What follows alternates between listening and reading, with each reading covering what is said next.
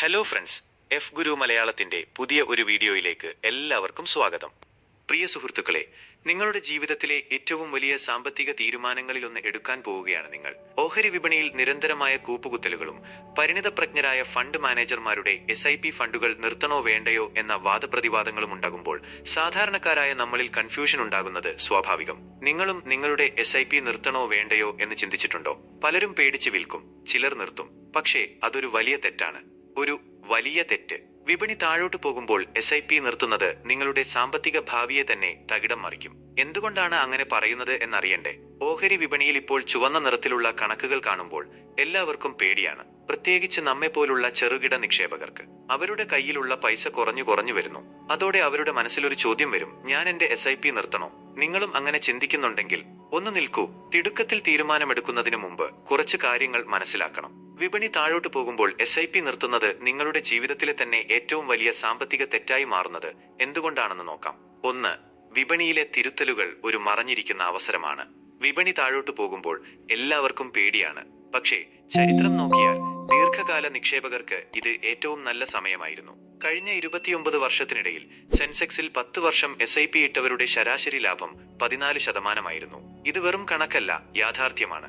1990-കൾ മുതൽ 2020-കൾ വരെയുള്ള ഓരോ സാമ്പത്തിക പ്രതിസന്ധിയും ഇത് തെളിയിച്ചിട്ടുണ്ട്. 2008-ലെ ആഗോള സാമ്പത്തിക പ്രതിസന്ധി ഓർക്കുന്നുണ്ടോ? അന്ന് പലരും പേടിച്ചു വിറ്റു. പക്ഷേ അന്ന് വാങ്ങിയവർക്ക് ഇന്ന് എത്ര ലാഭമുണ്ടെന്നറിയാമോ? വിപണി താഴോട്ട് പോകുന്നതിന് തൊട്ടുമുമ്പ് SIP തുടങ്ങിയവർക്ക് പോലും 10 വർഷം കഴിയുമ്പോൾ നല്ല ലാഭം കിട്ടിയിട്ടുണ്ട്. എന്തുകൊണ്ടാണെന്നറിയാമോ? ശരാശരി രൂപ ചെലവ് അഥവാ റുപ്പി കോസ്റ്റ് ആവറേജിംഗ് എന്നൊരു കാര്യമുണ്ട്. വിപണി താഴോട്ട് പോകുമ്പോൾ നിങ്ങളുടെ SIP കുറഞ്ഞ വിലയ്ക്ക് കൂടുതൽ യൂണിറ്റുകൾ വാങ്ങുന്നു. വിപണി വീണ്ടും മുകളിലേക്ക് പോകുമ്പോൾ ഈ കൂടുതൽ യൂണിറ്റുകൾ വളരുകയും നിങ്ങളുടെ ലാഭം കൂട്ടുകയും ചെയ്യുന്നു. ഇത് ഒരു മാന്ത്രിക വിദ്യയൊന്നുമല്ല, ഗണിതമാണ്. അതുകൊണ്ട് നിങ്ങളുടെ ഫണ്ട് കുറയുകയാണെങ്കിൽ നിർത്താനല്ല, കൂടുതൽ വാങ്ങാനാണ് ശ്രമിക്കേണ്ടത്. 2. ചരിത്രം നമ്മളോട് പറയുന്നത് എന്താണ്? 2019 ഡിസംബറിൽ കോവിഡ് പ്രതിസന്ധിക്ക് മുമ്പ് SIP തുടങ്ങിയവർക്ക് വിപണി വീണ്ടും മുകളിലേക്ക് വരുന്നതുവരെ കാത്തിരുന്നവരെക്കാൾ കൂടുതൽ ലാഭം കിട്ടിയിട്ടുണ്ട്. ഇത് വെറും ഒരു കഥയല്ല, ഡാറ്റയാണ്. കോവിഡ് പ്രതിസന്ധിക്ക് ശേഷം വിപണി കുതിച്ചുയർന്നു. അന്ന് SIP തുടർന്നവർക്ക് 27% വരെ ലാഭം കിട്ടി. പക്ഷേ പേടിച്ച് വിറ്റവർക്ക് നഷ്ടം മാത്രമേ ഉണ്ടായുള്ളൂ. റീറ്റെയിൽ നിക്ഷേപകർ ചെയ്യുന്ന ഏറ്റവും വലിയ തെറ്റ് ശരിയായ സമയത്തിനായി കാത്തിരിക്കുക എന്നതാണ്. ആർക്കും വിപണി എപ്പോൾ താഴെ വരുമെന്ന് പറയാൻ പറ്റില്ല. വാറൻ ബഫറ്റ് പോലും പറഞ്ഞിട്ടുണ്ട്, don't wait for the market to time you, wait for the market to time you. അതായത് വിപണിയുടെ സമയം നോക്കിയിരിക്കരുത്, സമയത്തിന് വിപണിയിൽ ഇറങ്ങുക. അതുകൊണ്ട് വിപണിയുടെ സമയം നോക്കിയിരിക്കാതെ നിങ്ങളുടെ SIPയിൽ ഉറച്ചു നിൽക്കുക. 3. കൂടുതൽ കാലം, കുറഞ്ഞ അപകട സാധ്യത. നിക്ഷേപകരുടെ മനസ്സിലെ വലിയ പേടി അപകട സാധ്യതയാണ്. പക്ഷേ 8 വർഷത്തിൽ കൂടുതൽ SIP ഇട്ടവർക്ക് ഒരിക്കലും നഷ്ടം വന്നിട്ടില്ലെന്ന് ചരിത്രം പറയുന്നു. ഇത് ഒരു ഉറപ്പാണ്. ദീർഘകാല നിക്ഷേപം അപകട സാധ്യത കുറയ്ക്കുന്നു. നിങ്ങളുടെ നിക്ഷേപത്തിന്റെ സമയം കൂടുന്തോറും നിങ്ങളുടെ ലാഭം കൂടുകയും ചെയ്യും. ഒരു ഉദാഹരണം പറയാം. നിങ്ങൾ 10 വർഷത്തേക്ക് SIP ഇട്ടാൽ നിങ്ങൾക്ക് 12% ശരാശരി ലാഭം കിട്ടും. പക്ഷേ നിങ്ങൾ 20 വർഷത്തേക്ക് SIP ഇട്ടാൽ നിങ്ങൾക്ക് 15% വരെ ലാഭം കിട്ടാൻ സാധ്യതയുണ്ട്. അതുകൊണ്ട് കുറച്ചു കാലത്തേക്കുള്ള പ്രശ്നങ്ങളെക്കുറിച്ച് ഓർത്ത് വിഷമിക്കാതെ കൂടുതൽ കാലത്തേക്ക് സമ്പത്തുണ്ടാക്കുന്നതിനെക്കുറിച്ച് ചിന്തിക്കുക, പ്രവർത്തിക്കുക. 4. ഏത് തരം ഫണ്ടിൽ നിക്ഷേപിക്കണം? SIPയിൽ നിക്ഷേപിക്കുമ്പോൾ ശരിയായ തരം ഫണ്ട് തിരഞ്ഞെടുക്കണം. ലാർജ് ക്യാപ് ഫണ്ടുകൾ കൂടുതൽ സുരക്ഷിതമാണ്, പക്ഷേ കുറഞ്ഞ ലാഭമേ കിട്ടൂ. മിഡ് ക്യാപ് ഫണ്ടുകൾക്ക് കൂടുതൽ ലാഭം കിട്ടാൻ സാധ്യതയുണ്ട്. സ്മോൾ ക്യാപ് ഫണ്ടുകൾക്ക് കൂടുതൽ അപകട സാധ്യതയുണ്ട്. പക്ഷേ 10 വർഷത്തിൽ കൂടുതൽ ഇട്ടാൽ നല്ല ലാഭം കിട്ടും. നിങ്ങൾ ഒരു തുടക്കക്കാരനാണെങ്കിൽ ലാർജ് ക്യാപ് ഫണ്ടുകളിൽ നിക്ഷേപിക്കുന്നതാണ് നല്ലത്. നിങ്ങൾക്ക് കൂടുതൽ പരിചയമുണ്ടെങ്കിൽ മിഡ് ക്യാപ് ഫണ്ടുകളിലേക്ക് മാറാം. സ്മോൾ ക്യാപ് ഫണ്ടുകൾ കൂടുതൽ പരിചയസമ്പന്നരായ നിക്ഷേപകർക്ക് വേണ്ടിയുള്ളതാണ്. ഇടയ്ക്കിടെ ഫണ്ടുകൾ മാറ്റുന്നത് നിങ്ങളുടെ ലാഭം കുറയ്ക്കും. അതുകൊണ്ട് നിങ്ങൾ തിരഞ്ഞെടുത്ത ഫണ്ടിൽ ഉറച്ചു നിൽക്കുക. 5. ദിവസേനയുള്ള SIPകളോ ആഴ്ചതോറുമുള്ള SIPകളോ? ഏതാണ് ഉചിതം? പലരും ചോദിക്കാറുണ്ട്, മാസത്തിൽ SIP ചെയ്യുന്നതിന് പകരം ദിവസവും SIP ചെയ്താൽ കൂടുതൽ ലാഭം കിട്ടുമോ എന്ന്. സത്യം പറഞ്ഞാൽ വലിയ മാറ്റമൊന്നുമില്ല. ഏറ്റവും പ്രധാനപ്പെട്ട കാര്യം സ്ഥിരമായി നിക്ഷേപിക്കുക എന്നതാണ്. SIP തീയതികൾ മാറ്റുന്നതിന് പകരം കൂടുതൽ പൈസ നിക്ഷേപിക്കാൻ ശ്രമിക്കുക.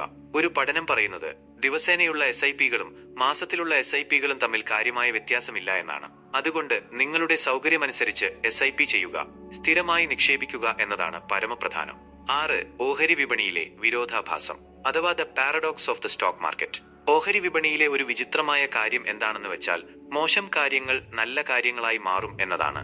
വിപണി താഴോട്ടു പോകുമ്പോൾ കൂടുതൽ നിക്ഷേപകരും പേടിച്ചു വിൽക്കും. പക്ഷേ ബുദ്ധിയുള്ളവർ വാങ്ങും. കുറച്ചു കാലത്തേക്കുള്ള പ്രശ്നങ്ങളും അപകട സാധ്യതകളും കൂടുതൽ കാലത്തേക്ക് സമ്പത്തുണ്ടാക്കും. ഒരു ഉദാഹരണം പറയാം. 2008 സാമ്പത്തിക പ്രതിസന്ധിയിൽ പലരും പേടിച്ചു വിറ്റു.